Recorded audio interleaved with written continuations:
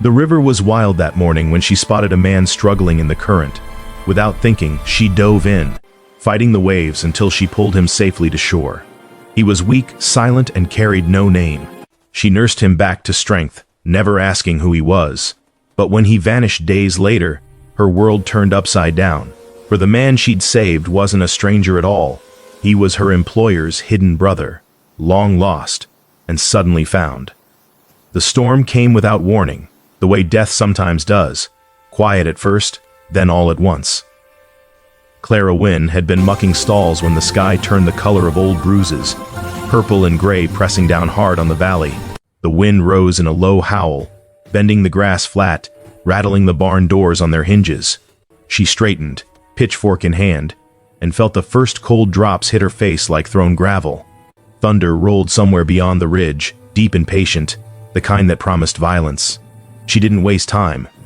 The horses were still out in the east pasture, and if the rain turned hard, the creek would swell fast. It always did.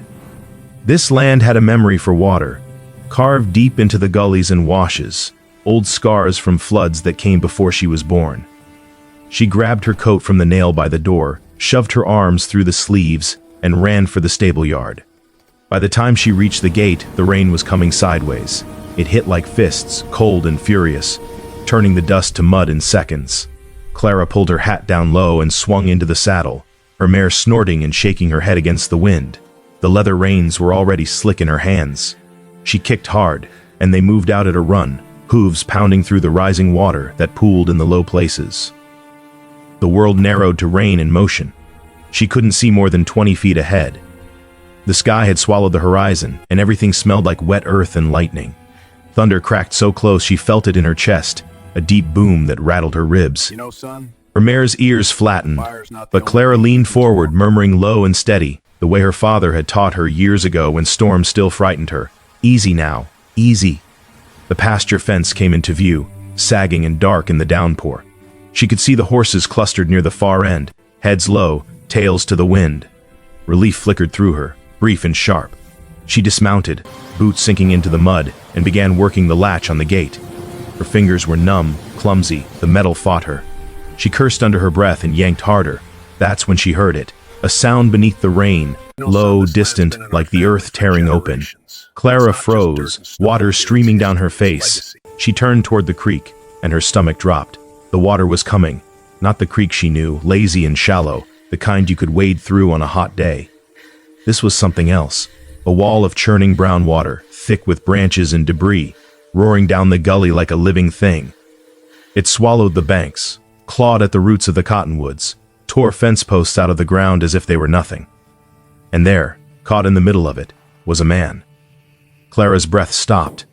He was face down, arms limp, his body twisting in the current like a broken doll. The water pulled him under, then spat him back up, dragging him toward a tangle of logs jammed against a bend in the creek. If he hit that, he was gone. Crushed, drowned, dead. She didn't think. Thinking would have stopped her. Clara ran. Her boots slipped in the mud and she went down hard on one knee, pain shooting up her leg. She shoved herself back up and kept going, her coat heavy and dragging, the rain blinding her.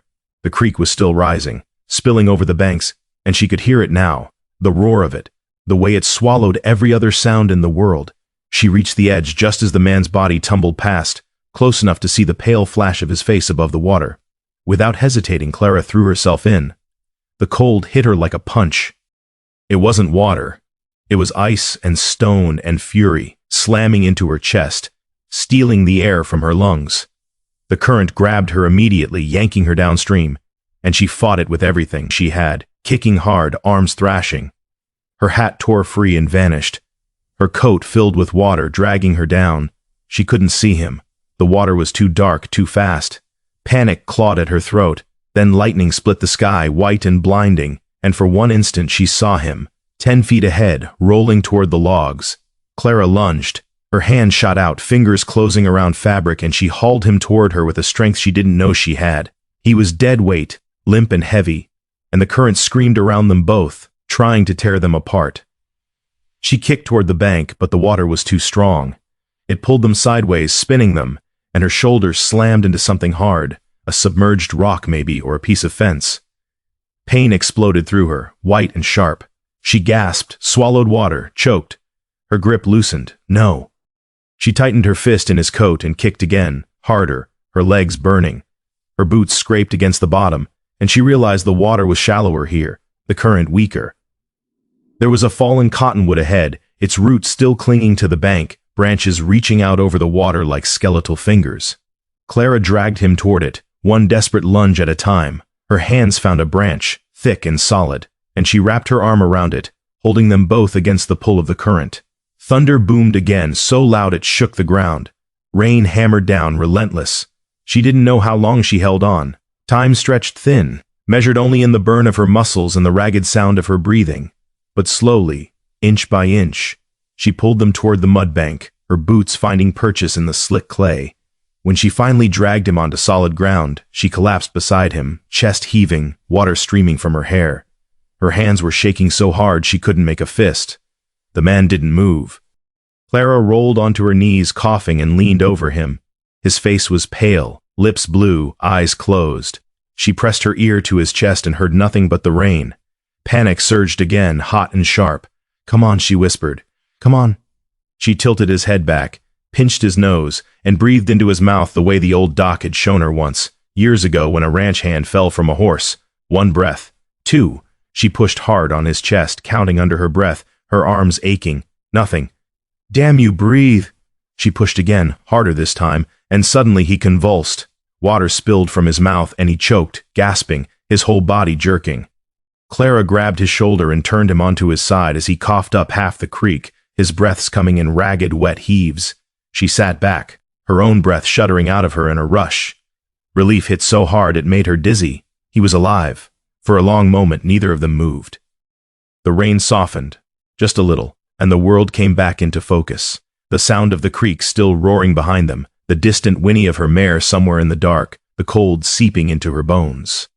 The man's eyes fluttered open. They were dark, unfocused, full of confusion. He tried to speak, but all that came out was a wet rasp. "Don't," Clara said, her voice rough. "Don't try to talk."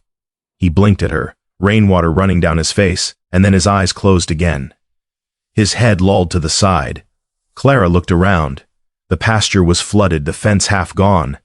The horses were nowhere to be seen, probably ran for higher ground. Her mare stood 100 yards off, reins dragging, watching them with wide eyes. She couldn't leave him here. The storm wasn't done yet, and the water was still rising. With a grunt, Clara got to her feet. Her legs felt like wet rope, barely holding her weight. She crouched beside the man and got her arms under his shoulders, dragging him up as best she could. He was tall, solid, and heavy as stone. Dead weight again. "You better be worth this," she muttered. Step by step, she hauled him across the muddy ground toward her mare. The horse snorted and backed up, ears flicking nervously, but Clara spoke low and firm, and the animal held. She couldn't get him into the saddle, not alone, not like this, so she tied a rope around his chest and looped it through the saddle horn, letting the mare do the pulling. It took forever. By the time they reached the barn, Clara's arms were numb, her back screaming. The rain had eased to a steady drizzle, but the sky was still low and dark, promising more. She dragged him inside, out of the wind, and laid him on a pile of hay in the corner. His coat was torn, caked with mud and blood. She could see a gash on his forehead, another on his shoulder. His breathing was shallow but steady. Clara stood over him, dripping water onto the floor, and for the first time, she really looked at him.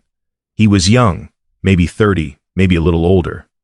His face was lean, rough with a few days' beard, but there was something in the line of his jaw, the set of his brow, that spoke of breeding. Not ranch hand stock, not drifter's wear. His hands, though scraped and raw, were smooth beneath the dirt, no calluses from rope or leather. She frowned. Who was he, and what the hell was he doing in the creek during a flood? Clara grabbed a wool blanket from the tack room and spread it over him, tucking it around his shoulders. She built a small fire in the old iron stove, coaxing the flames to life with dry kindling she kept in a tin. The warmth spread slowly, pushing back the cold. She sat down on an overturned crate, her own clothes soaked through, and watched him breathe. Outside, the storm rumbled on, softer now, like a beast settling down to sleep. The rain tapped against the roof, steady and patient. Water dripped from the eaves, pooling in the dirt beyond the barn door. Clara's hands had stopped shaking, but her mind wouldn't settle. She kept seeing him in the water, the way the current had held him under, the way he'd looked at her when he woke, confused, lost, like a man who didn't know where he was or how he'd gotten there. She pulled her knees up to her chest and rested her chin on them, exhaustion settling into her bones. "Who are you?" she whispered. The man didn't answer. His face was still, peaceful, the firelight flickering across his features. And in that light, something about him tugged at the edge of her memory, something she couldn't quite place, like a word on the tip of her tongue. Clara shook her head. She was tired, half drowned, imagining things. But still, something about him felt familiar. The fire crackled, the rain whispered against the roof, and somewhere deep in the valley, the creek kept running, carrying away everything the storm had broken. Clara didn't sleep. She sat by the fire and kept watch, the way she'd been taught to do for injured animals, for sick foals, for anything worth saving. The man's breathing stayed steady, and slowly, color began to return to his face. By the time the first gray light of dawn touched the horizon, the storm had passed. Clara stood and walked to the barn door, pushing it open. The world outside was washed clean, the air sharp and cold. The valley was half underwater, the fences down, debris scattered across the fields like broken bones. But the sky was clearing, pale and soft, and the first birds were beginning to sing. She looked back at the man, still sleeping by the fire, and for the first time she let herself wonder what saving him might cost.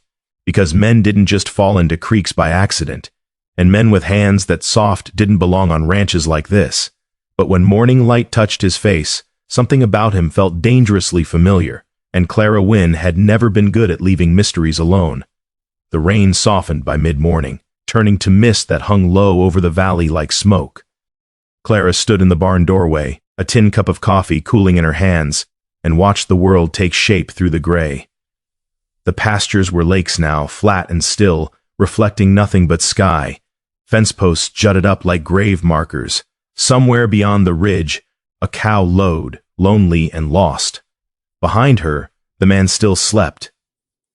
She'd checked on him twice already, once before dawn, once when the light turned gold. Both times his breathing had been steady, his face calm. The fire had burned down to embers and she'd fed it again, keeping the warmth close around him. He hadn't stirred. Clara took a sip of coffee, bitter and strong, and tried to think. She should tell Grant. That was the right thing, the smart thing. A stranger on the property, half dead and nameless. The boss had a right to know. But something held her back, a quiet instinct she couldn't name. Maybe it was the way the man had looked at her when his eyes opened, like he was searching for something he'd lost. Or maybe it was simpler than that. Maybe she just didn't want to share him yet. Not until she knew who he was. Not until she understood why the creek had tried so hard to kill him. She finished her coffee and set the cup on a nail, then turned back inside. The man's eyes were open. Clara stopped, her breath catching. He was watching her, his gaze dark and steady, though his body hadn't moved. For a moment, neither of them spoke. The barn was quiet except for the soft hiss of the fire and the distant drip of water from the eaves. "You're awake," Clara said finally, her voice low. He didn't answer right away. His throat worked, and when he tried to speak, all that came out was a dry rasp. He winced and closed his eyes, swallowing hard. Clara crossed to the water barrel and filled a ladle, then knelt beside him. "Slow," she said, lifting his head just enough to bring the water to his lips. He drank, careful and deliberate, his hand coming up to steady the ladle. His fingers brushed hers, cold, trembling, and then he pulled back, nodding once. "Thank you," he managed, his voice cracked but clear. Clara set the ladle aside and studied him. Up close, in the daylight, the damage was worse than she'd thought. The gash on his forehead had scabbed over, dark and angry, but it was the shoulder that worried her. The fabric of his shirt was torn, stiff with dried blood, and when she'd peeled it back earlier, she'd seen the wound beneath, a deep, ragged cut that looked like rope burn, like something had pulled him hard and fast. "What happened to you?" she asked. His eyes flicked to hers, guarded. "I don't remember much." It wasn't quite a lie, but it wasn't the truth either. Clara could hear it in the way he said it, the careful spacing of the words. You were in the creek, she said. Middle of the flood. I pulled you out. He blinked, and something shifted in his expression. Surprise maybe, or disbelief. You pulled me out? Wasn't going to let you drown. He stared at her for a long moment, and Clara felt the weight of it, the way his gaze settled on her like he was trying to memorize her face. Then he looked away, toward the fire, and his jaw tightened. I'm sorry, he said quietly. I didn't mean to be a burden. You're not... Still. Clara sat back on her heels. What's your name? He hesitated, and for a second she thought he wouldn't answer. Then he said, Daniel. Just that. No last name, no explanation. Where are you from, Daniel? East of here, long way east. And what were you doing in the creek during a storm? His mouth twitched, almost a smile. Wrong place, wrong time. Clara didn't push. She could see the exhaustion in his face, the way his eyelids were already drooping again. Whatever had happened to him, it had taken everything he had just to wake up and speak. You need rest, she said, standing. I'll bring food later. Wait. She paused, glancing back. Your name, he said. What's your name? Clara. He nodded slowly, as if committing it to memory, and then his eyes closed again. Clara watched him for a moment longer, then turned and slipped out of the barn. The ranch was waking up. She could hear voices from the bunkhouse, the clang of the cookpot, the creak of the corral gate. She needed to get back to work before anyone noticed she'd been gone too long. But first, she needed to check the fences, and she needed to figure out what to tell Grant. The main house sat on a low-rise, weathered wood and stone, with a wide porch that looked out over the valley. Grant Holloway's ranch. He'd built it with his own hands, or so the story went, back when the land was still wild, and the nearest town was 2 days' ride. Now he was 53, gray at the temples, his back bent just a little from years of hard work and harder winters. Clara had worked for him for 3 years. He'd hired her when most men wouldn't have, when she'd shown up at his door with nothing but a bedroll and a reputation for being stubborn. He'd given her a chance, and she owed him for that. But Grant Holloway was not a forgiving man. She found him in the stable yard, standing with his foreman, a stocky man named Rourke who chewed tobacco and spat every third sentence. They were surveying the damage from the storm, and neither of them looked pleased. 15 head missing, Rourke was saying, shaking his head. Maybe more. Creek took out the south fence clean through. Could be halfway to the next county by now. Grant's jaw tightened. Send riders out. Check the gullies, the low places. If they're alive, I want them back. Yes, sir. Rourke turned and walked off, and Grant stood there for a moment, hands on his hips, staring out at the flooded pastures. He looked older than usual, the lines in his face deeper, shadows under his eyes. Clara approached slowly, her boots squelching in the mud. Grant glanced at her, then back at the water. Hell of a storm. Yes, sir. Horses make it through? Most of them. A few scattered. I'll round them up. He nodded, still not looking at her. You get caught in it. Clara hesitated. Some. You all right? Yes, sir. Grant finally turned to face her, and his eyes were sharp, searching. You look like you went 10 rounds with the devil. Clara managed a small smile. Just mud and rain. He grunted, unconvinced, but didn't press. Get yourself cleaned up, then help Rourke with the fences. Going to be a long few days. Yes, sir. She turned to go, but his voice stopped her. Clara. She looked back. Grant's expression was unreadable, but there was something in his eyes. Weariness, maybe, or worry. You see anything strange out there? Anything? Unusual? Her heart skipped. Strange how? Tracks. Signs of someone passing through. Storm brings out all kinds. Clara kept her face neutral. No, sir, just water and mud. He studied her for a moment longer, then nodded. All right, get to it. She walked away, her pulse pounding in her ears. He knew, or he suspected. Grant Holloway had been running this ranch for 30 years and not much got past him. If she wasn't careful, he'd find Daniel before she had a chance to figure out what to do with him. The next 2 days passed in a blur of work and secrecy. Clara moved through her chores with the steady rhythm of routine, mending fences, rounding up livestock, mucking stalls, but every spare moment, she slipped back to the barn. She brought Daniel food from the cookhouse when no one was looking, hiding biscuits and salted meat in her coat pockets. She brought clean water, fresh bandages, an extra blanket when the nights turned cold. He was stronger each time she came. The first day he could barely sit up. The second, he managed to stand, leaning against the wall, his face pale but determined. The wound on his shoulder was healing, though it would leave a scar, a thick, jagged line that wrapped from collarbone to ribs. "Rope burn," Clara said one evening, rebandaging it by candlelight. "Something pulled you hard." Daniel didn't answer, but his jaw tightened. "You remember yet?" she asked. "What happened?" He looked at her, and for a moment she thought he might tell her, but then he shook his head. "Pieces. Nothing that makes sense." Clara tied off the bandage and sat back. "You're lying." He blinked, surprised. "I don't know what you're running from," she said quietly, "but you're running from something. And I'm risking my job keeping you here." Daniel's gaze dropped to his hands, and when he spoke, his voice was softer. "You're right. And I'm sorry. Then tell me the truth." He was quiet for a long time. The candle flickered, casting shadows across his face. Outside, the wind had picked up again, rattling the barn doors. "I can't," he said finally. "Not yet." Clara wanted to be angry. She wanted to demand answers, to tell him that she'd saved his life and he owed her at least that much. But something in the way he said it, the quiet desperation, the weight of whatever burden he carried, stopped her. She stood, brushing straw from her trousers. "Then you'd better heal fast. Because if Grant finds you, I won't be able to protect you." Daniel looked up at her, and for the first time, she saw something close to fear in his eyes. "I know," he said. By the third day, Daniel could walk. Clara watched from the barn door as he moved slowly around the space, testing his legs, one hand braced against the wall.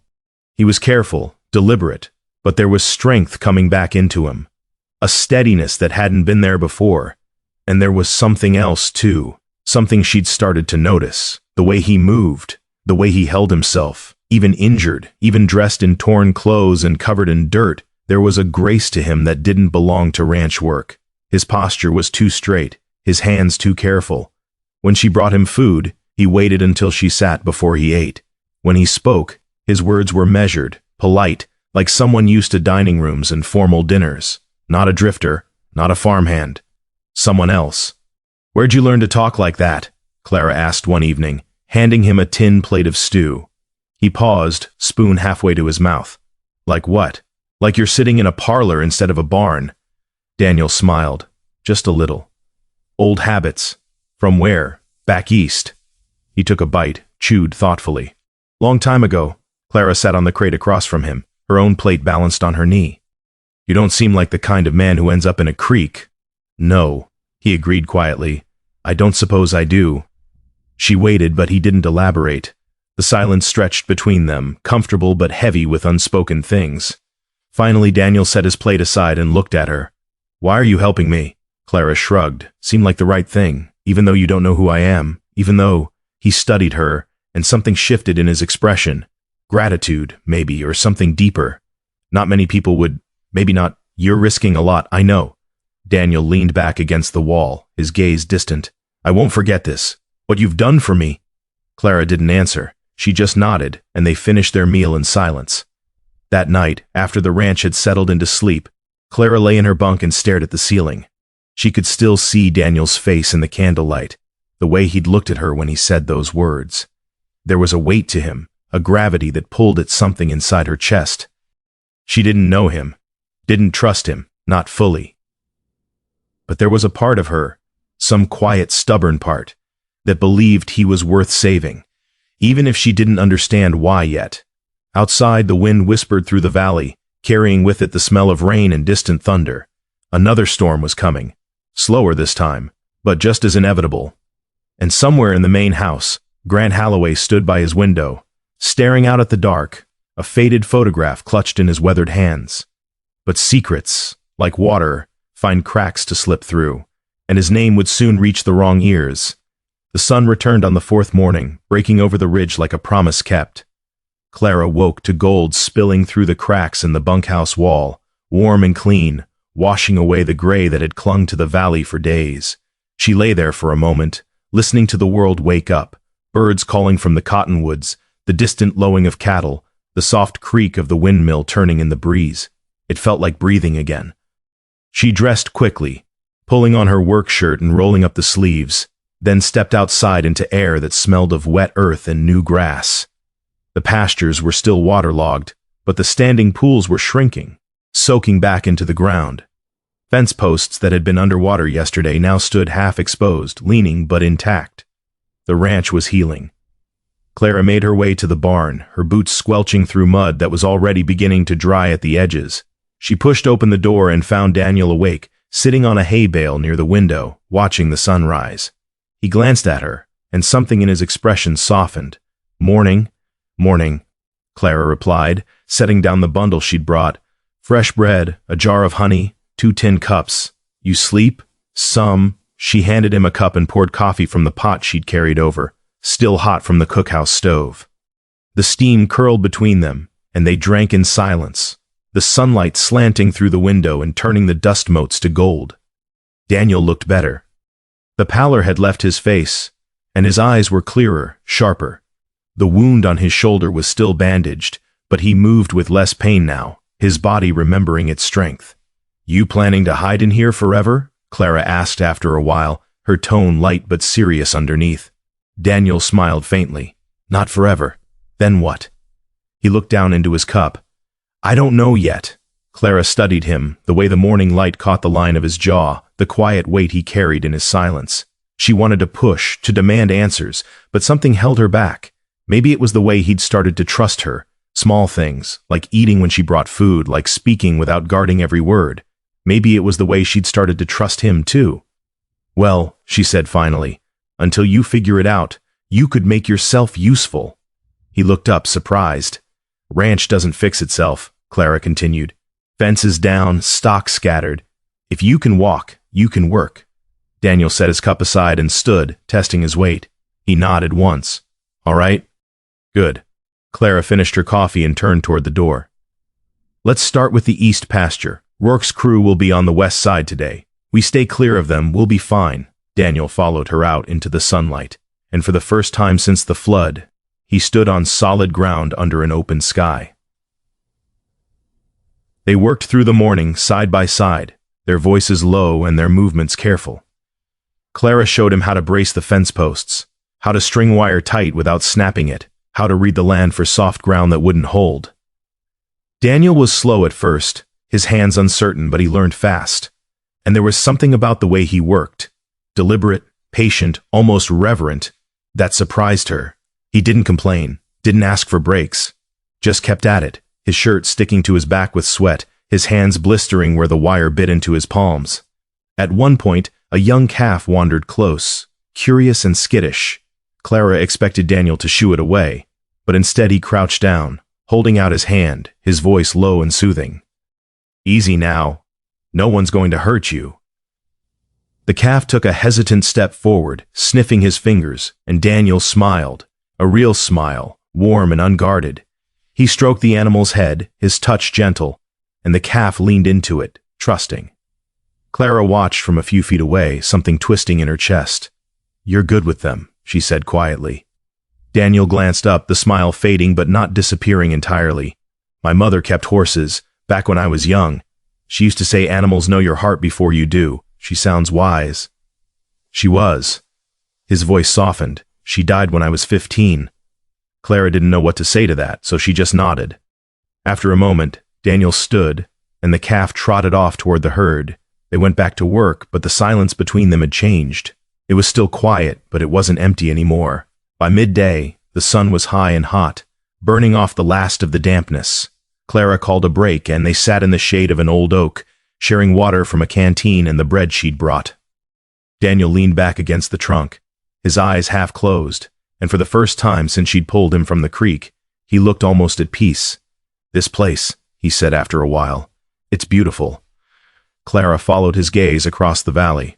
The rolling hills, the distant mountains, the wide expanse of sky. "It is. You been here long?" 3 years. "Where were you before?" Clara hesitated. She didn't talk about before, didn't like to, but something about the way he asked, genuine, not prying, made her answer. "Nowhere worth mentioning, moved around a lot, did whatever work I could find." She glanced at him. "What about you? Where's home?" Daniel was quiet for a long moment. When he spoke, his voice was distant. "I don't think I have one anymore." Clara wanted to ask what he meant, but the look on his face stopped her. Instead, she just said, "Well, you've got a place here. For now, anyway." He turned to her and something passed between them, an understanding, fragile and new, but real. "Thank you," he said quietly.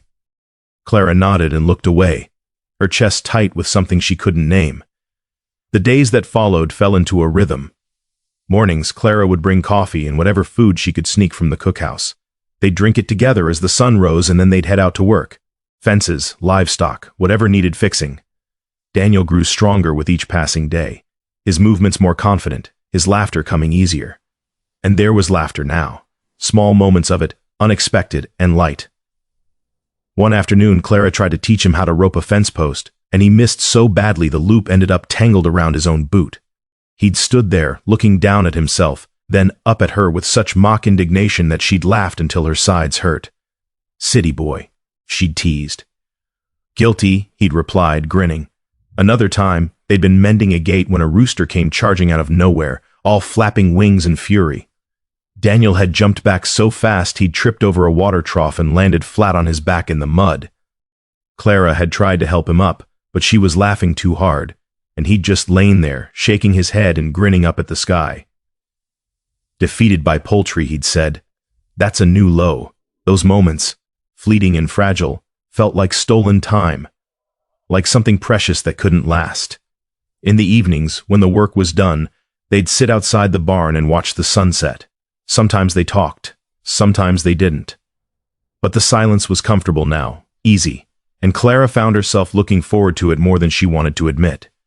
One night, music drifted down from the main house, someone playing a fiddle, slow and mournful. Clara closed her eyes and listened, and when she opened them again, Daniel was watching her. "What?" she asked. "Nothing," he said, but he didn't look away. Her heart did something strange in her chest, and she had to turn back to the horizon before he could see it in her face. But not everyone had forgotten the storm. In the main house, Grant Holloway sat alone in his study, the lamp burning low on the desk. Spread before him were old letters, their paper yellowed and fragile, the ink faded to brown. And in the center of it all, a photograph. Two boys, maybe 10 and 12 years old, standing side by side in front of a painted backdrop. Both wore stiff collars and serious expressions, but the older boy's hand rested on the younger one's shoulder, protective, almost tender. Grant stared at the photograph, his jaw tight. He'd pulled it from the bottom drawer 3 days ago, after Rourke mentioned seeing a stranger near the east pasture. A tall man, Rourke had said, dark hair, moved like he was hurt. Grant had brushed it off at the time, told Rourke it was probably just a drifter, someone passing through, but the words had stayed with him, nagging at the edges of his thoughts, and then he'd remembered the photograph. He picked it up now, holding it to the light. The younger boy's face stared back at him, frozen in time, the same dark eyes, the same set to the jaw. Grant's hand trembled. It couldn't be. Not after all these years. He set the photograph down and poured himself a drink, the whiskey burning as it went down. Outside, the ranch was quiet, settling into night. But inside, Grant's mind was anything but calm. He thought about his brother, about the fight that had driven them apart, about the words they'd said, cruel, unforgivable words that neither of them had ever taken back. And he thought about the will, the old man's will, sitting in a lawyer's office in town, gathering dust for 15 years. Grant had tried to forget about it, tried to move on. But if his brother was still alive, if he'd come back, everything could change. Grant stood and walked to the window, staring out at the dark. Somewhere out there, beyond the barn, beyond the pastures, the truth was waiting. He could feel it the way he felt storms coming, a pressure in the air, a shift in the wind. He just didn't know if he was ready to face it. Clara felt it too. She didn't know what it was exactly. Just a sense that something had changed, that the easy peace of the past few days was fragile, built on ground that could shift at any moment. She noticed the way Grant watched her now, his eyes sharp and searching, the way he asked more questions, where she'd been, what she'd seen, if anything seemed out of place. She lied easily, smoothly, the words coming without hesitation. But each lie added weight to the burden she carried, and she wondered how long she could keep it up. One evening, as she was leaving the barn, she saw Grant standing on the porch of the main house, silhouetted against the lamplight. He was looking in her direction, and even from a distance, she could feel the intensity of his gaze. She turned away quickly, her pulse quickening, and hurried back to the bunkhouse. That night, she lay awake for hours, listening to the wind rattle the windows. Outside, the land was quiet, peaceful, but inside her chest something was coiling tight, a tension she couldn't shake. She thought about Daniel, about the way he smiled when he thought she wasn't looking, about the way his voice sounded in the early morning, rough with sleep but kind, about the way her heart had started to beat differently when he was near. And she thought about Grant, about the photograph she'd glimpsed once on his desk. 2 boys, standing together like they'd never be apart. She didn't know why, but looking at that photograph had made her uneasy, like she was standing on the edge of something vast and dark, and one wrong step would send her tumbling.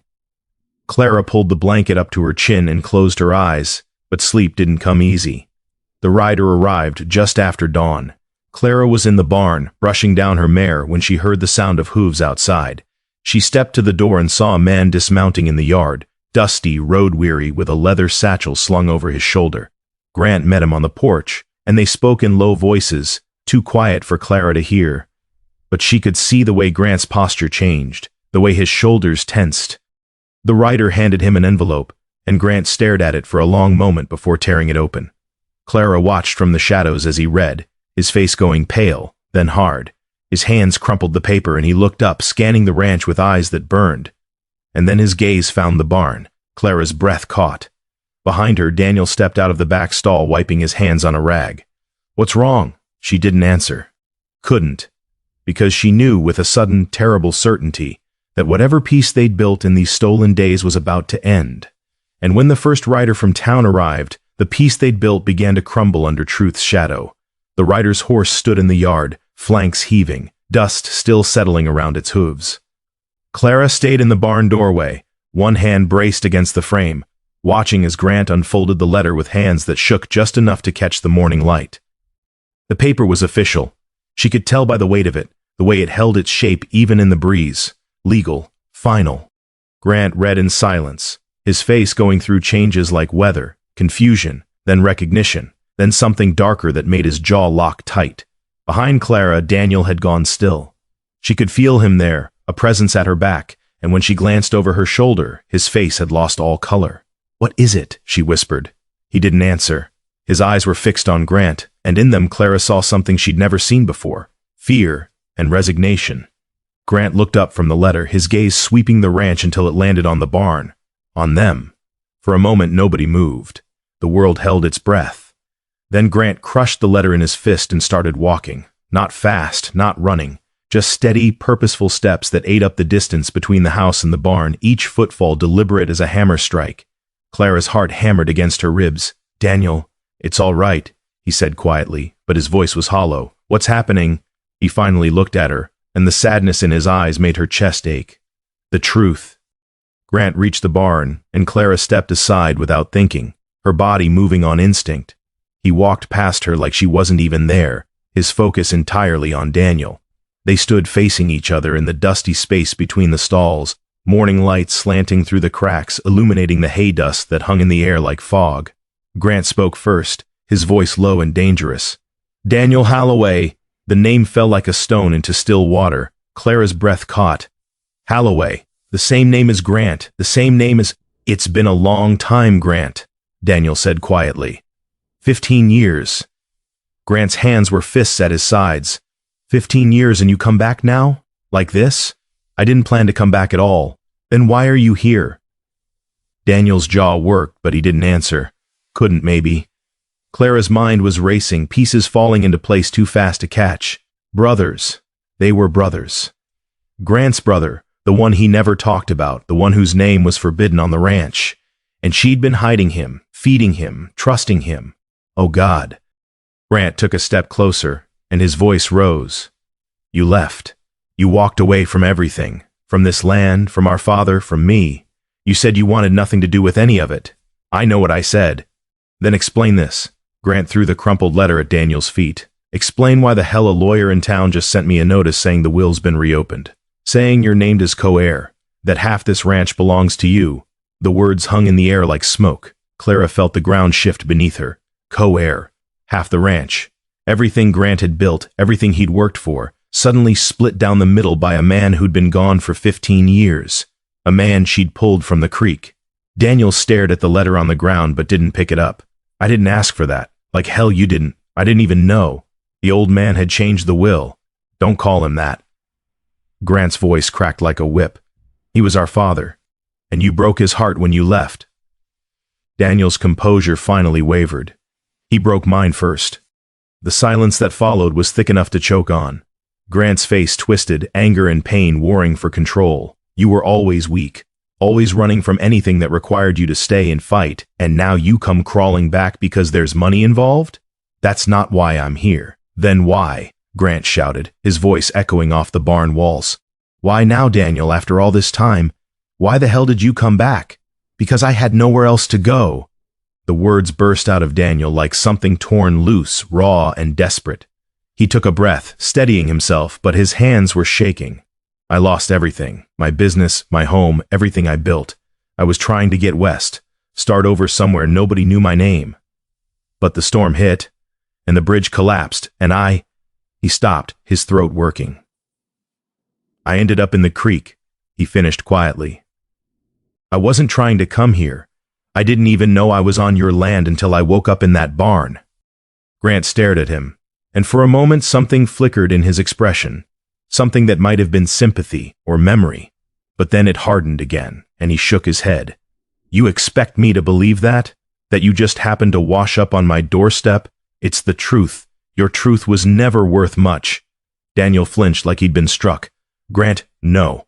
Grant held up a hand, his voice dropping to something cold and final. You gave up your right to call me that when you walked out. You wanted to be free of this family? Congratulations. You got your wish. I was 22 years old, Daniel said, his voice shaking. I was young and stupid, and I said things I didn't mean. But he wouldn't hear it. Wouldn't even look at me. And you, he met Grant's eyes. You took his side. You always took his side. Because he was right. Grant's voice rose again. He wanted you to stay, to help build this place into something that would last. But you were too proud, too stubborn. You wanted the world on your terms. And when you didn't get it, you left the rest of us to pick up the pieces. I tried to come back, Daniel said quietly. 3 years later. I sent letters. You never answered. Grant went very still. I never got any letters. He burned them. Daniel's voice was flat. The old man told me so himself right before he died. He said you'd never want to see me again, and that I should stay gone. Clara saw something break in Grant's face, just for a second, a crack in the armor. But then he turned away, shoulders rigid. He's been dead 5 years, Grant said. You didn't come back for the funeral, didn't even send word. I didn't know. Daniel's voice cracked. By the time I heard, it was too late. There's always an excuse with you. It's not an excuse. It's the truth. Grant turned back, and his eyes were red-rimmed, fierce. The truth is, you're a stranger. You don't belong here anymore. This ranch, everything you see, I built it. Me, not you, not the old man. I took what he left, and I turned it into something worth having. And I'll be damned if I let you come in here and take half of it because some lawyer dug up an old piece of paper. I don't want your ranch, Grant. Then sign it over. Give me your share and walk away. Again. Daniel's jaw tightened. It's not that simple. Yes, it is. No, Daniel said, his voice gaining strength. It's not. Because like it or not, this was my father's land too, and he left it to both of us for a reason. To punish me, Grant said bitterly, for not bringing you back. Or to forgive me, Daniel said softly. For leaving in the first place. Grant stared at him, and for a long moment the only sound was the wind outside, rising and restless. Then Grant shook his head, his voice heavy with finality. I want you gone. By tonight. Pack your things and get off my land. Grant, I mean it, Daniel. If you're still here when the sun comes up, I'll have the sheriff drag you off himself. He turned and walked out of the barn, his boots heavy on the wooden floor. Clara pressed herself against the wall as he passed, her heart pounding. He didn't look at her, didn't acknowledge her at all. Just kept walking, his back straight and his fists clenched, until he disappeared into the main house. The door slammed behind him, the sound echoing across the yard. Clara stood frozen, her mind reeling. She looked at Daniel, who was still standing in the middle of the barn staring at nothing. "You're his brother," she said, her voice barely above a whisper. Daniel closed his eyes. "Yes, you lied to me. I didn't lie. I just didn't tell you everything. That's the same thing." Clara's voice was shaking now, anger and hurt tangling together in her chest. "I risked everything for you. I hid you. I lied to Grant for you. And you didn't think I deserved to know the truth? I was going to tell you when. I don't know." Daniel turned to face her, and his expression was raw, desperate. "I didn't know how. I didn't know if you'd still help me if you knew who I was. So you used me?" "No." He took a step toward her, then stopped when she took a step back. "No, Clara. It wasn't like that." "Then what was it like?" Her eyes burned, but she refused to let the tears fall. "Because from where I'm standing, it looks like you let me believe you were someone you weren't, and now Grant's going to lose half his ranch because of it. He won't lose anything. I meant what I said. I don't want the ranch." "Then what do you want?" Daniel looked at her, and the weight in his eyes was almost too much to bear. "I wanted a chance to make things right, with him, with the past. But I guess I'm too late for that, too." Clara wanted to believe him, wanted to hold on to the man she'd come to know over the past week, the man who was gentle with animals, who laughed at himself, who looked at her like she was worth something. But that man felt like a stranger now, built on foundations of sand. "You need to leave," she said quietly. "Clara, he's right. You don't belong here." Daniel's face crumpled, just a little, but he nodded. "All right." He moved slowly, gathering what few things he had. The borrowed coat, a spare shirt Clara had brought him. He didn't have much, hadn't needed much. When he was done, he stood by the barn door and looked back at her one last time. "I'm sorry," he said. "For what it's worth, I'm sorry." Clara didn't answer. Couldn't. She just stood there, arms wrapped around herself, watching as he walked out into the yard. The sky had darkened while they were inside, clouds rolling in fast and heavy. Thunder rumbled in the distance, familiar and ominous. Another storm. Daniel stopped at the edge of the property, where the road began, and looked back at the ranch one more time. Then he pulled his collar, up against the wind, and started walking. Clara watched until he disappeared over the ridge, swallowed by the gray. By nightfall, the storm had arrived in earnest. Rain lashed the windows of the bunkhouse and wind howled through the eaves. Clara lay on her bunk, staring at the ceiling, listening to the ranch creak and groan around her. She thought about Daniel, out there somewhere in the dark in the rain. Thought about the way his hands had shaken when Grant confronted him, the way his voice had broken when he said he'd tried to come back. She thought about Grant, alone in the main house, probably staring at that old photograph again. Two brothers, torn apart by pride and time, and she'd been caught in the middle of it without even knowing. Thunder crashed outside, rattling the walls, and Clara closed her eyes. She'd saved a stranger from the creek, pulled him from death and given him shelter, and in return, he'd brought the past roaring back to life, sharp-toothed and hungry. Maybe some people were meant to drown. Maybe pulling them out only meant they'd take you under with them. But even as she thought it, Clara knew it wasn't true. Because despite everything, the lies, the hurt, the betrayal, she didn't regret saving him.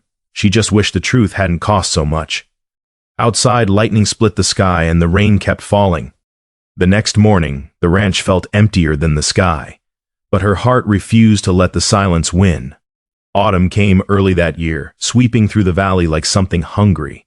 The cottonwoods turned gold almost overnight, their leaves shivering in a wind that carried the first bite of winter. The grass went brown at the edges, and the creek ran lower each day, exposing stones that hadn't seen sunlight since spring.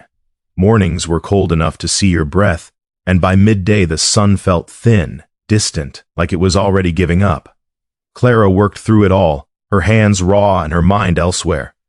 6 weeks had passed since Daniel left. 6 weeks of silence that sat heavy on the ranch like snow that wouldn't melt.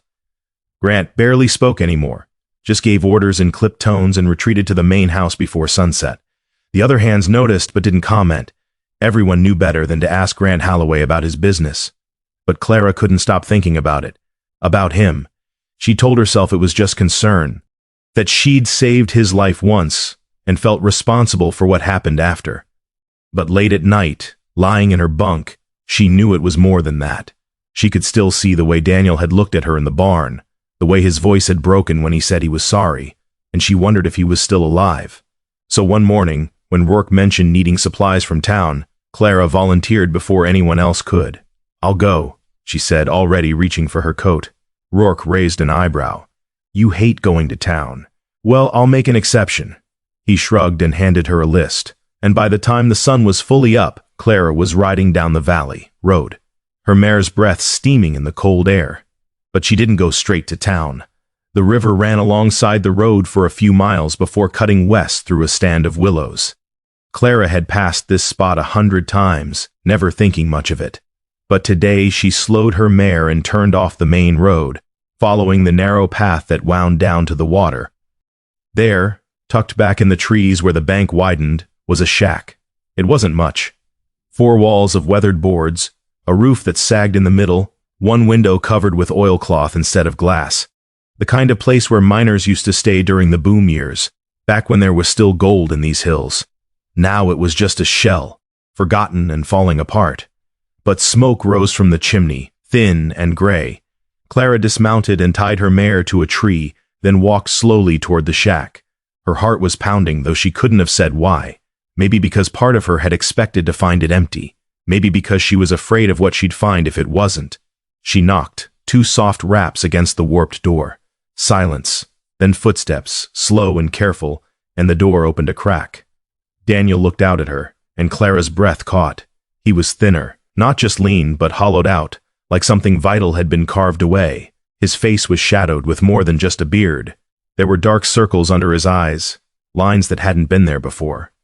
His shirt hung loose on his frame, and when he gripped the door frame, she could see the bones of his knuckles standing out sharp beneath the skin.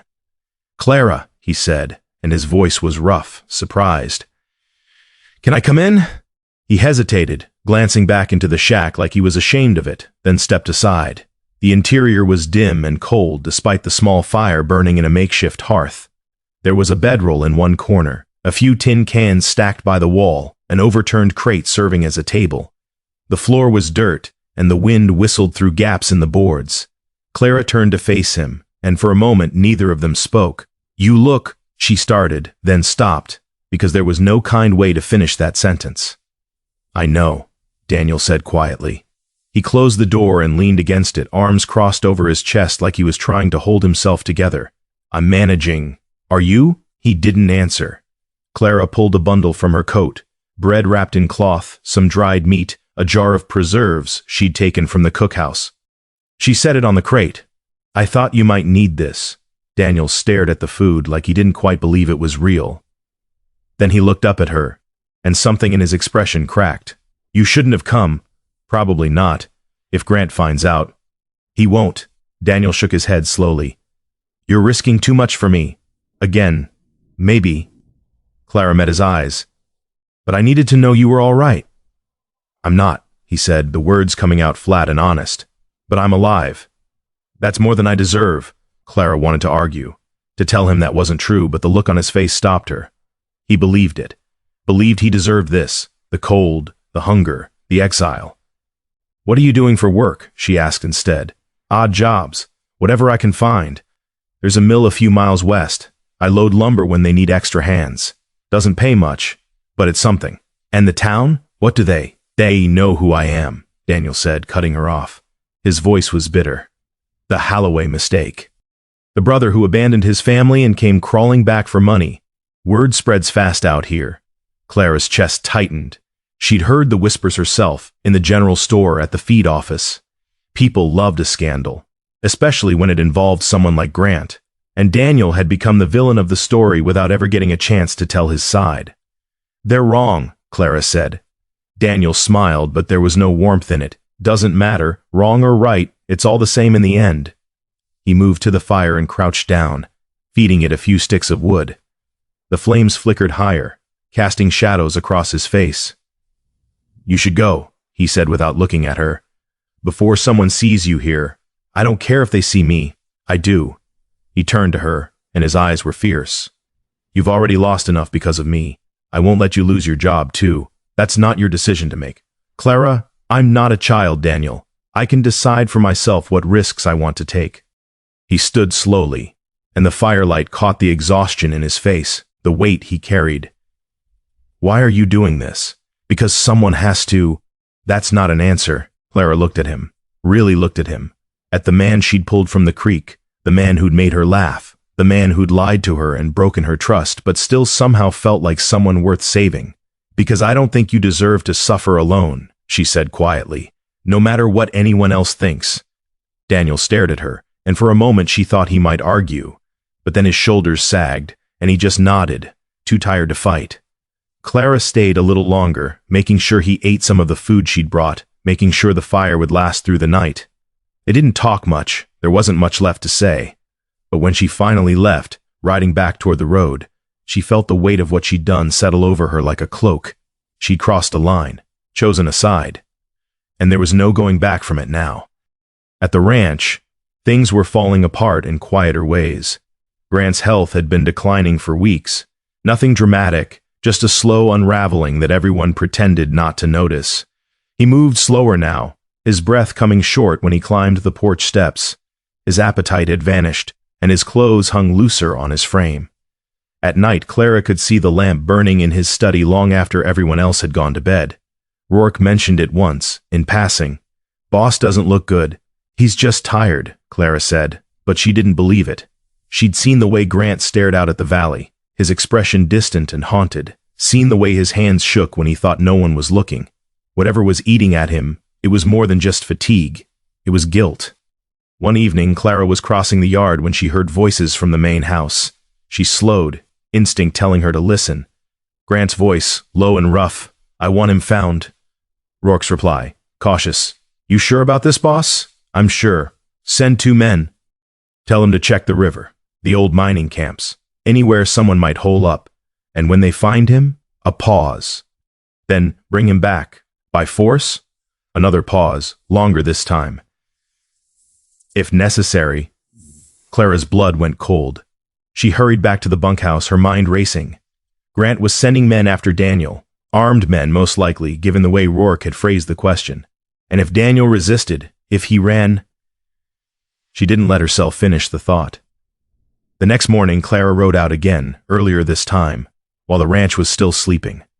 She found Daniel outside the shack, splitting wood. He looked up when he heard her approach, surprise flickering across his face. "Clara, what?"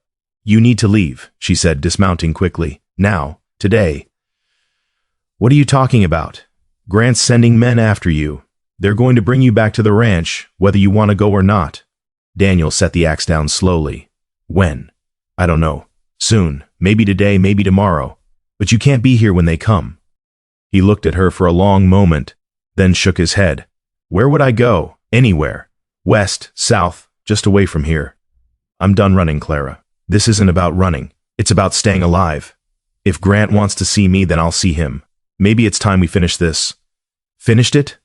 Clara's voice rose, frustration and fear mixing together. "Daniel, he's sending armed men. This isn't a conversation, it's..." She stopped, because she didn't want to say the word. Didn't want to make it real. Daniel stepped closer, his expression softening. "I appreciate what you're trying to do, but I can't keep hiding, can't keep living like this. If there's a chance, even a small one, that Grant wants to make peace, then I have to take it. And if he doesn't, if this is about something else, then I'll deal with it." He reached out and touched her arm, gentle and brief. "Thank you. For everything. But this is my fight now." Clara wanted to scream at him, to shake him until he saw sense. But looking at his face, at the quiet determination there, she knew it wouldn't matter.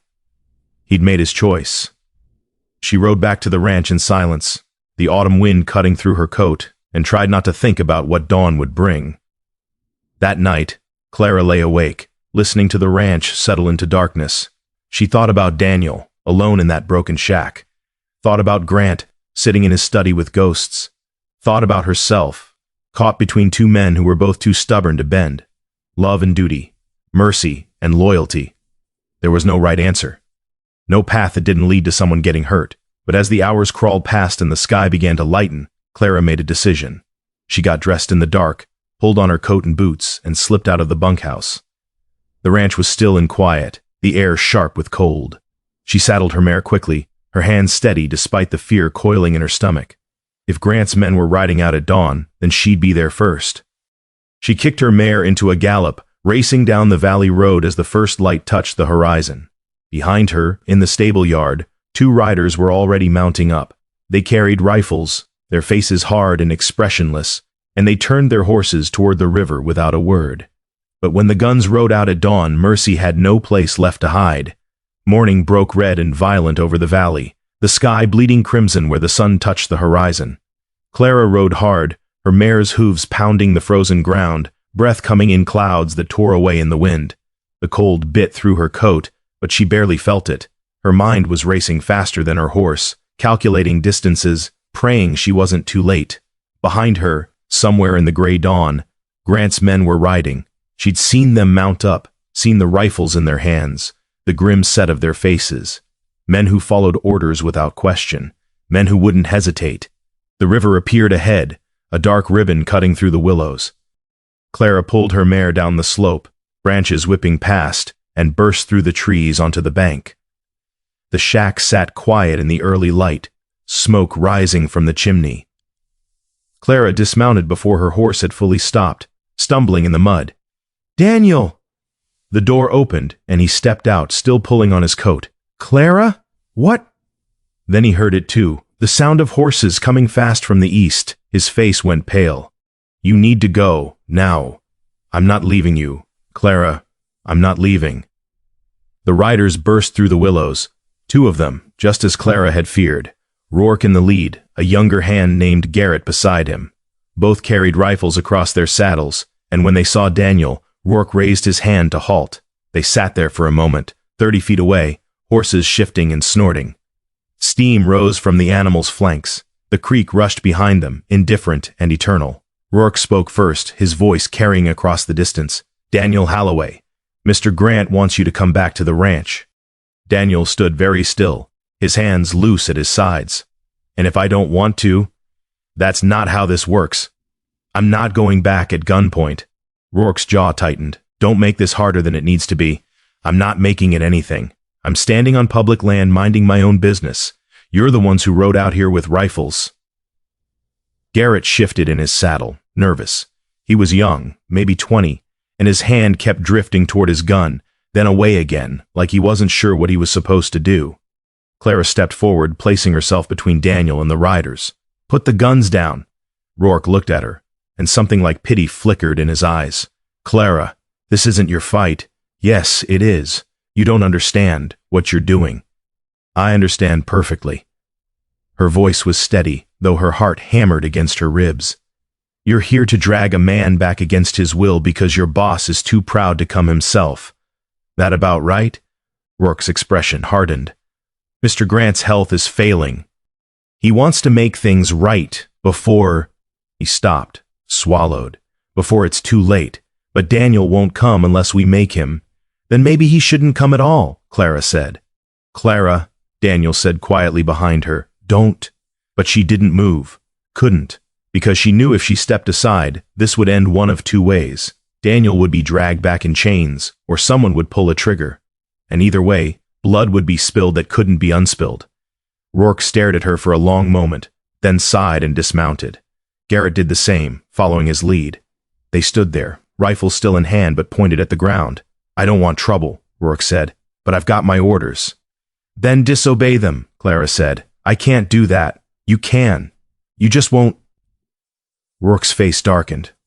He took a step forward, and Clara held her ground even though every instinct screamed at her to run. "Move aside, Clara." "No. Last chance. No."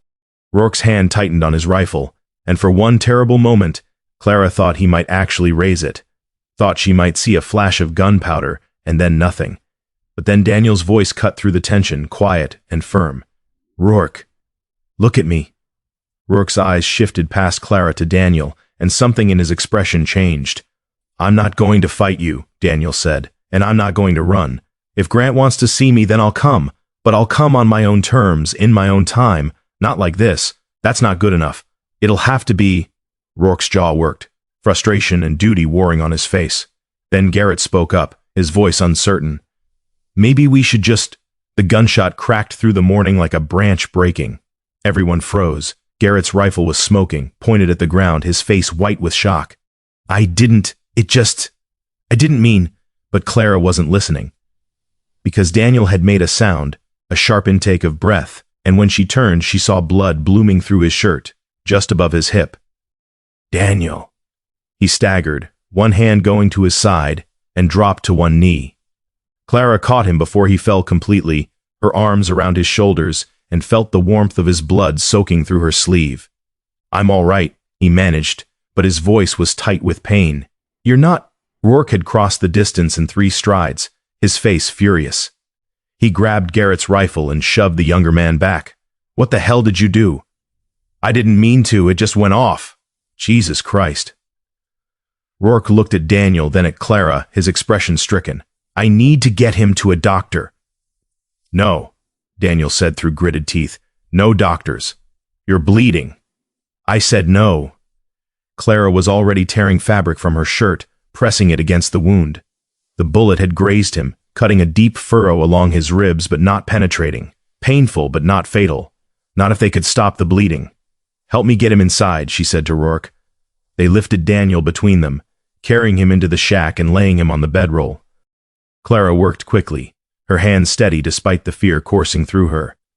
She'd tended wounds before. Ranch work was dangerous, and someone was always getting hurt. But this was different.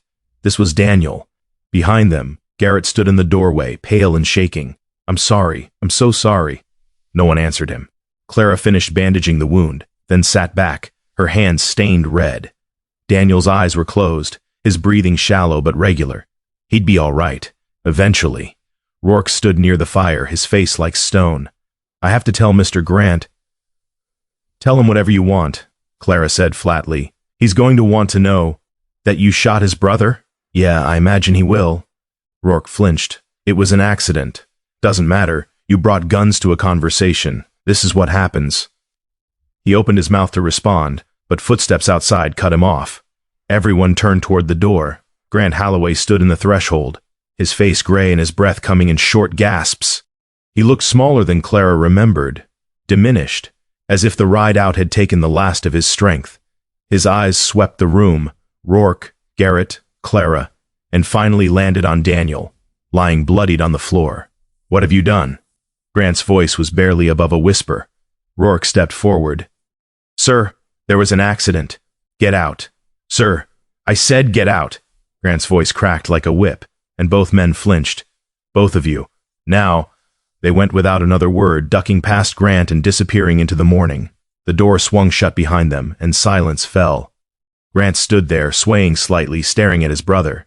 Then he crossed the small space and dropped to his knees beside the bedroll, moving like a man twice his age. "Daniel," he said hoarsely. Daniel's eyes opened, focusing slowly. "Grant, you're hurt. I'll live." Daniel tried to smile, but it came out more like a grimace. "Takes more than a graze to kill a Holloway." Grant's face crumpled. I didn't want this. I just wanted— I know. I'm sorry." The words came out broken, raw. "God, Danny, I'm so sorry." Daniel stared at him, and Clara saw tears forming in the corners of his eyes. "So am I." Grant reached out with a shaking hand and gripped Daniel's shoulder, the way he used to do in the old photograph. Protective, brotherly. "I thought if I brought you back by force I could control it, could keep you at arm's length. But I just—" His voice broke. "I just wanted my brother back." "You have him," Daniel said quietly. "You always did. I was just too stubborn to come home. I was the stubborn one. I let pride keep me from answering your letters, from reaching out. I told myself you were the one who left, so you should be the one to come back. But that was just an excuse." Daniel's hand found Grant's, their fingers gripping tight. "We were both fools." "Yeah." Grant laughed, a wet, choked sound. "Yeah, we were." Clara stood slowly, moving toward the door. This moment wasn't hers, didn't belong to her. But Grant's voice stopped her. "Clara." She turned. Grant was looking at her now, his eyes red-rimmed and grateful. "You saved him. Twice. And—" He swallowed hard. "I didn't see it. Didn't see what you were trying to do. I'm sorry." Clara nodded, her throat too tight for words. "Thank you," Grant said, "for being braver than I was." She didn't know what to say to that, so she just stepped outside and closed the door behind her. The sky had lightened, the red fading to pale blue, and as Clara stood there breathing in the cold morning air, she felt the first drops of rain, soft, gentle, cleansing. She tilted her face up to the sky and let it wash over her, washing away the blood on her hands, the fear in her chest, the weight she'd been carrying for so long. Inside the shack, two brothers sat together in the firelight, speaking words that should have been said 15 years ago. Words of forgiveness and regret, of love that had never really died, just gone quiet under layers of pride and pain. And outside, the rain kept falling, soaking into the earth, feeding the land that had witnessed it all, the flood, the rescue, the exile, the reckoning. The valley had seen brothers torn apart and stitched back together by the courage of a woman who refused to let mercy die. Rourke and Garrett sat on their horses 100 yards away, waiting in silence. When Clara walked toward them, neither man spoke, but Rourke nodded once, a gesture of respect, and she nodded back. Some wounds couldn't be undone, but they could heal, and sometimes that was enough. By the next sunrise, the valley was quiet, the kind of quiet that comes after truth has spoken. Winter came and went like a held breath, slow and measured. Clara spent most of it healing. The bullet had grazed her shoulder when she'd thrown herself in front of Daniel. She hadn't even felt it at first, too focused on him to notice her own blood mixing with his. But by the time they'd gotten back to the ranch, her arm had gone numb, and Doc Brennan had to dig out fragments of fabric buried in the wound. She'd been lucky, he said. Another inch and it would have shattered bone. Clara didn't feel lucky. She felt tired in a way that sleep couldn't fix. But the ranch gave her no choice but to keep moving. There was work to be done, and not enough hands to do it. So she learned to favor her left arm, to tie knots one-handed, to carry water buckets against her hip instead of her shoulder. And slowly, as the snow fell and melted and fell again, the pain faded to a dull ache, and then to nothing at all. Daniel healed faster. His wound had been cleaner, and youth was on his side. By mid-December he was back on his feet, moving carefully but steadily, helping where he could. Grant had insisted he move into the main house, into the room that had been his as a boy, and though Daniel had protested at first, he'd eventually accepted. The first few weeks were awkward. 15 years of silence couldn't be erased with a single conversation. But slowly, carefully, the brothers learned how to be in the same room again, how to pass each other in hallways without flinching, how to sit at the same table and share a meal. Grant's health improved almost immediately. The color returned to his face, and his appetite came back. He started sleeping through the night again, the lamp in his study finally going dark at a decent hour. It was as if the weight that had been crushing him had lifted, and he could finally breathe. Clara watched it all from a distance, tending her own wounds, and wondered what it meant to carry guilt for so long that it became part of your body. By the time the snow began to melt, the ranch had changed. Daniel threw himself into the work with a fervor that surprised everyone. He was up before dawn, working alongside the hands, learning what he'd never learned as a young man. Grant taught him patiently how to read the land, how to manage stock, how to make decisions that balanced profit with sustainability. And Daniel listened, asked questions, made mistakes, and learned from them. The other ranch hands were wary at first. The story of the prodigal brother had spread through the valley like wildfire, and opinions were divided. But Daniel won them over slowly, through sweat and silence, proving with his hands what his words couldn't. Rourke was the first to come around. One evening in late January, after a long day of breaking ice in the water troughs, he'd clapped Daniel on the shoulder and said, "You're all right, Holloway." For a city boy, Daniel had grinned, exhausted and grateful. High praise. Don't let it go to your head. Garrett took longer. The guilt of the accidental shooting had eaten at him for weeks, until finally Daniel cornered him in the barn and made him listen. "It wasn't your fault," Daniel said firmly. "Accidents happen, and I'm fine. We're all fine. But I could have. You didn't. That's what matters." Garrett had nodded, not quite believing it, but wanting to. And over time, the weight lifted from him too. Clara found her place shifting in ways she hadn't expected. She was no longer just another ranch hand. Grant started asking her opinion on decisions, deferring to her judgment when it came to the horses. Daniel sought her out in the evenings, sitting with her on the porch or by the barn, talking about everything and nothing. And slowly, quietly, something grew between them. It wasn't dramatic, wasn't sudden.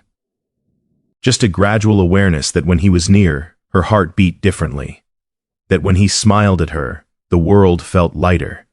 That his voice in the darkness was the last thing she wanted to hear before sleep.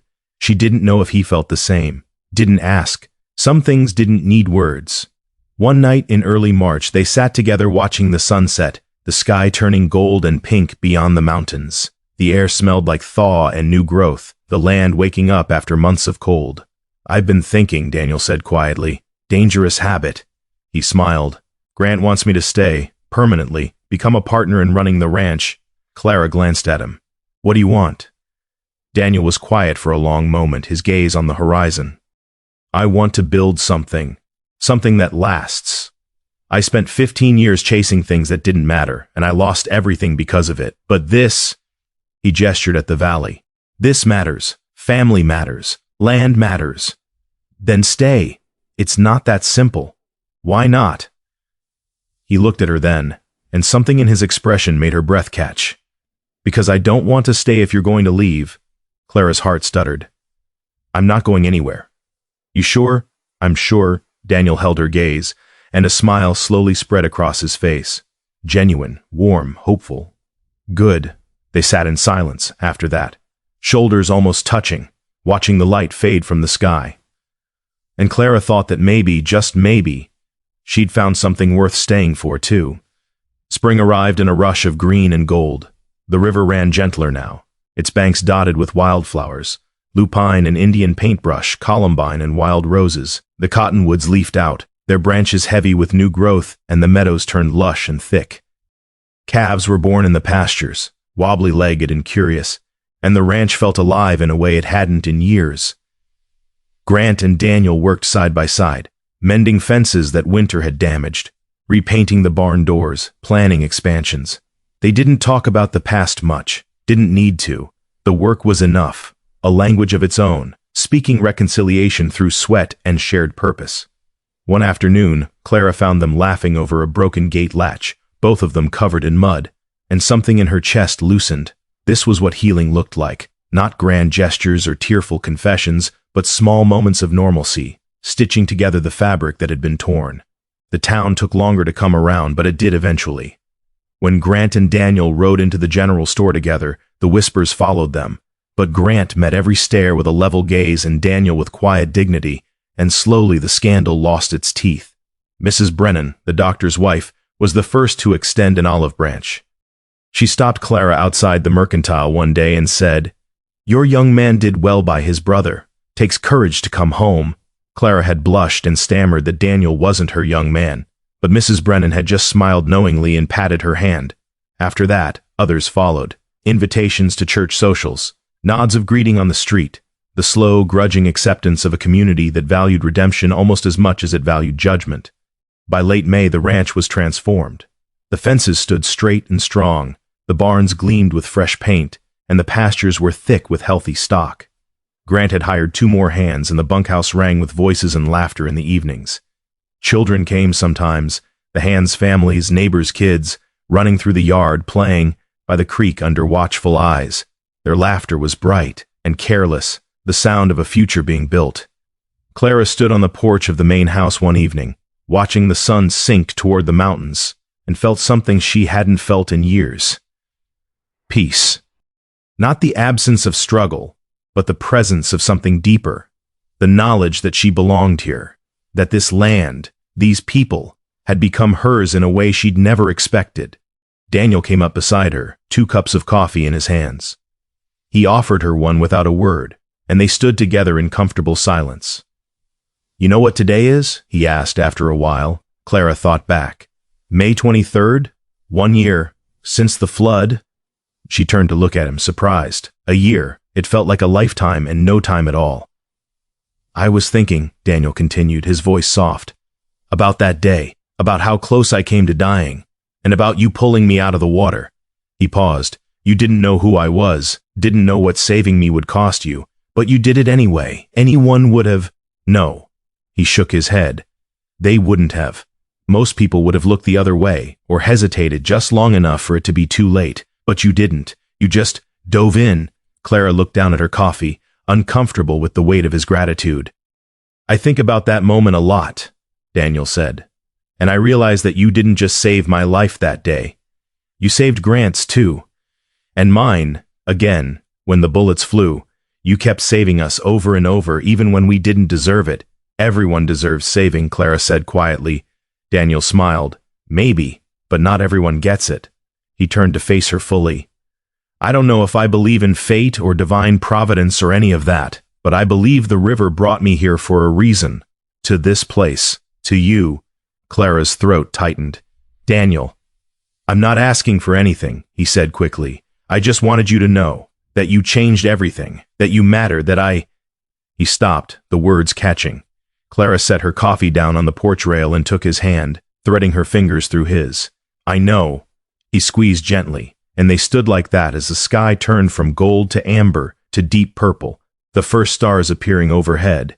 Inside the house, Grant was playing a fiddle, slow, mournful, but beautiful. The melody drifted out through the open windows, wrapping around them like a blessing. That night, Clara couldn't sleep. She lay in her bunk, listening to the soft breathing of the other hands, and felt restless. Finally, she gave up and slipped outside, pulling a shawl around her shoulders against the cool night air. The ranch was quiet, bathed in moonlight. She walked without thinking, her feet carrying her down the familiar path toward the creek. The river was silver under the moon, flowing smooth and steady. The place where she'd pulled Daniel from the water was unrecognizable now. The debris washed away, the banks green and lush, but the memory was vivid, sharp-edged. Clara sat on a flat rock by the water's edge and watched the current flow past. The river remembered, even if the land had healed. It remembered the flood, the storm, the moment when one life intersected with another and changed everything. She thought about all that had happened since that day, the secrets, the betrayals, the reconciliations, the way one act of mercy had rippled outward, touching everyone it reached. She'd saved a stranger, and in doing so, she'd helped heal a family. Had found a family of her own. Some salvations, Clara realized, were meant to return twice, once to save a life, and once to heal a family. She whispered the words to the river, and the water carried them away downstream. Behind her, footsteps approached, soft on the grass. She didn't turn, already knowing who it was. Daniel sat down beside her, close enough that their shoulders touched. Couldn't sleep? He asked. Too much thinking. Dangerous habit, she smiled. You said that earlier. Must be true then. They sat in silence, watching the water. Above them, the stars wheeled slowly across the sky, ancient and patient. Do you ever regret it? Daniel asked quietly. Pulling me out? No, even with everything that happened. Especially because of everything that happened. Clara turned to look at him. You and Grant needed each other. You just needed help finding your way back. And you were the bridge. Maybe... Daniel reached over and took her hand again, his thumb tracing small circles on her palm. I'm glad it was you, that day. I'm glad it was your face I saw when I woke up. Clara's chest tightened with something warm and fierce. Me too. They stayed by the river until the sky began to lighten, until the birds started their morning songs and the world stirred back to life. And when they finally walked back to the ranch together, hand in hand, the valley was washed in the soft gold of a new day. The camera pulls back slowly, rising above the creek, above the ranch, above the valley. Below, the land spreads out in shades of green and gold, the river cutting through it like a silver thread. Smoke rises from the ranch house chimney. Horses graze in the pastures.